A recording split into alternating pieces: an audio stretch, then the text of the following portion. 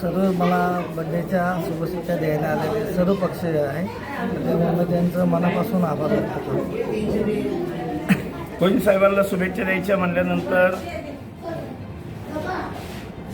आज तुम्ही बघितलं असेल जनतेने एवढ्या शुभेच्छा दिल्यात. मला वाटतं 5 नगराची लोक होती शुभेच्छा देण्यासाठी. म्हणजे त्यांचं कार्य किती असेल तो विचार करा.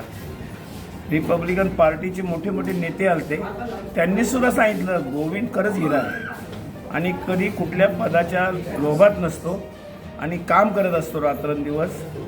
स्वभाव हसरा आहे त्या माणसाचा. मग त्याच्या ज्या वाढदिवसाच्या निमित्त मुंबईचे अध्यक्ष, रिपब्लिकन पार्टीचे, महाराष्ट्राचे सचिव, हे सगळे अनेक पक्षाची लोक, भारतीय जनता पार्टीचे अध्यक्ष, चेंबूर विधानसभा, काँग्रेसचे काही नेते आलते, भारतीय जनता पार्टीचे काही चांगले कार्यकर्ते आलते.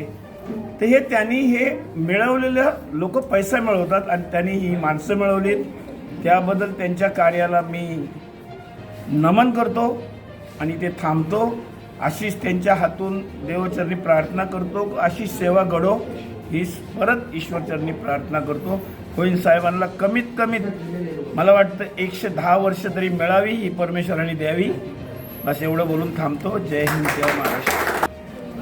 गोविंदजींना शुभेच्छा देताना मी असं बोलेल की ते सम्राट अशोकनगरचे शिल्पकार, भूमिपुत्र, त्यांना वाढदिवसाच्या शुभेच्छा जितक्या देईल तितक्या कमी पडतील. त्यांच्या कर्तव्याला, त्यांच्या कामाला सर्वांचे हितचिंतक असे गोविंदजी आहेरी साहेब यांना मी माझ्या वतीने शुभेच्छा देतो.